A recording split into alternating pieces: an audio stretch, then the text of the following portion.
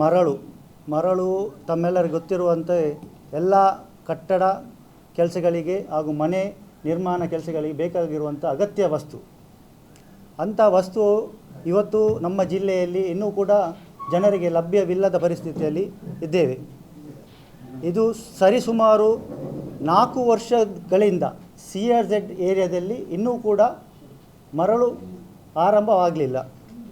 ಅದೇ ರೀತಿ ಬೇರೆ ಕಡೆಯಲ್ಲಿ ಕೂಡ ನಾನ್ CRZ ಅಂತ ಬರುತ್ತೆ, ಅಲ್ಲಿಯೂ ಕೂಡ ಪ್ರತಿ ವರ್ಷಕ್ಕೆ ಒಂದು ರಿನಿವಲ್ ಆಗುವಂಥ ಸಂದರ್ಭದಲ್ಲಿ ಕೂಡ ಅದು ಕೂಡ ಈ ಸಲ ಡಿಲೇ ಆಗಿದೆ. ಇದರ ಮುಖ್ಯ ಉದ್ದೇಶ ಏನಂದರೆ ತಮಗೆಲ್ಲರಿಗೂ ಗೊತ್ತಿದೆ, ಇವತ್ತು ರಾತ್ರಿ ಹೊತ್ತು ರಾಜಾರೋಷವಾಗಿ ಇಲ್ಲಿಗಲಾಗಿ ಅನೈತಿಕ ಮರಳುಗಾರಿಕೆ ನಡೀತಾ ಇದೆ. ಇದಕ್ಕೆ ನೇರ ಹೊಣೆ ನಾನು ನಮ್ಮ ಜಿಲ್ಲಾಡಳಿತವನ್ನು ಹೇಳಿಕೆ ನಾನು ಇಚ್ಛಿಸ್ತೇನೆ. ಯಾಕೆಂತ ಕೇಳಿದರೆ, ಇವತ್ತು ನಾನು ಮೊನ್ನೆ ಹೀಗೆ ಒಂದು ರಾತ್ರಿ ಒಂದು ಫಂಕ್ಷನ್ ಮುಗಿಸಿ ಬರುವಾಗ ಒಂದು ಕೂಳೂರಿನಲ್ಲಿ ರಾಜಾರೋಷವಾಗಿ ಒಂದು 2-3 ಇಟಾಚಿ ಅಂತ ಬಳಕೆ ಮಾಡಿ ಒಂದು 3-4 ಟಿಪ್ಪರ್ಗಳನ್ನು ಇಟ್ಕೊಂಡು ಇವರು ಹೊಯ್ಗೆ ಲೋಡ್ ಮಾಡ್ತಿದ್ದಾರೆ ರಾತ್ರಿ ಹೊತ್ತು. ಅದೇ ಥರ ಬೇರೆ ಬೇರೆ ಕಡೆಯಲ್ಲಿ ಕೂಡ ಇಂಥದ್ದೇ ನಡೀತಾ ಇದೆ. ನಮ್ಮ ಯುವ ಕಾರ್ಯಕರ್ತರು ಕೂಡ ಅದನ್ನು ಗಮನಿಸಿದ್ದಾರೆ. ನಮ್ಮ ಹತ್ರ ಸಾಕ್ಷಿ ಎಲ್ಲ ಇದೆ, ವಿಡಿಯೋ ಎಲ್ಲ ಇದೆ ನಮ್ಮ ಹತ್ರ. ಅದನ್ನು ಕೂಡ ನಾವು ಈಗ DC ಅವರಿಗೆ ನಾವು ಅಪಾಯಿಂಟ್ಮೆಂಟನ್ನು ಕೇಳಿದ್ದೇವೆ, ಅವರಿಗೆ ಕೊಡಲಿಕ್ಕಿದ್ದೇವೆ ನಾವು. ನಾನೀಗ ಮುಖ್ಯವಾಗಿ ಮಾತಾಡೋದು ಏನಂದರೆ, ಈಗ CRZ ಏರಿಯಾದಲ್ಲಿ ನಾನು ಕೆಲವೊಂದು ವಿಚಾರವನ್ನು ತಿಳಿದುಪಟ್ಟೆ.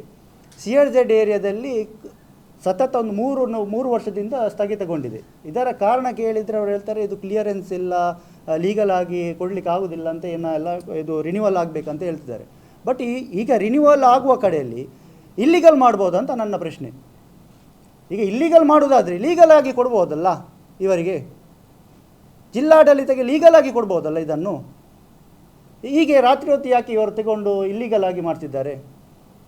ಲೀಗಲ್ ಆಗಿ ಕೊಟ್ಟರೆ ಎಲ್ಲ ನಮ್ಮ ಸರ್ಕಾರದ ಖಜಾನೆಯು ಕೂಡ ತುಂಬುತ್ತದೆ. ಎಲ್ಲರ ಒಂದು ಏನು 250 ಏನೋ ಮಿಕ್ಕಿ ಇದಕ್ಕೆ ಇವರು ಪರ್ಮಿಟ್ ಹೊಂದವರಿದ್ದಾರೆ, ಅವರಿಗೆ ಅವರ ಜೀವನ ಕೂಡ ನಡೀತದೆ. ಇದರಲ್ಲಿ ಜನರಿಗೆ ಕೂಡ ಕಮ್ಮಿ ಬೆಲೆಯಲ್ಲಿ ಹೊಯ್ಗೆಯನ್ನು ಸಿಗ್ತದೆ. ಇದು ಈಗ ನೋಡಿ, ಒಂದು ಲೋಡಿಗೆ ಏನೋ 10-15 ಸಾವಿರ ಏನೋ ಲೋಡಿಗೆ ಏನೋ ತೆಗಿತಿದ್ದಾರೆ ಒಂದೊಂದು ಲೋಡಿಗೆ. ಇದಕ್ಕೆ ನೇರ ಹೊಣೆ ಜಿಲ್ಲಾಡಳಿತ ನಾನು ಹೇಳಿಕೆ ಬಯಸ್ತೇನೆ. ಯಾಕಂತ ಹೇಳಿದರೆ, ಇದು ನೋಡಿ 4 ವರ್ಷದಿಂದ ನಿಲ್ಲಬೇಕಾದ್ರೆ ಇದಕ್ಕೆ ಈಗ ನಾನು ಕೇಳೋದು, ಈ ಮೈನ್ಸ್ ಇಲಾಖೆ ಇದೇ ಇಲ್ವ ಅಂತ ಗೊತ್ತಿಲ್ಲ ನಮ್ಮ ಜಿಲ್ಲೆಯಲ್ಲಿ.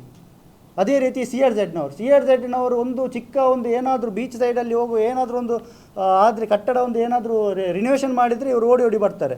ಅಂಥದ್ರಲ್ಲಿ ಇವರ ಮೂಗಿನ ಅಡಿಗೆ ರಾತ್ರಿ ಹೊತ್ತು ಇಷ್ಟು ದೊಡ್ಡ ಪ್ರಮಾಣದಲ್ಲಿ ಈಗ ಮರಳುಗಾರಿಕೆ ನಡೀತಾ ಇದೆ.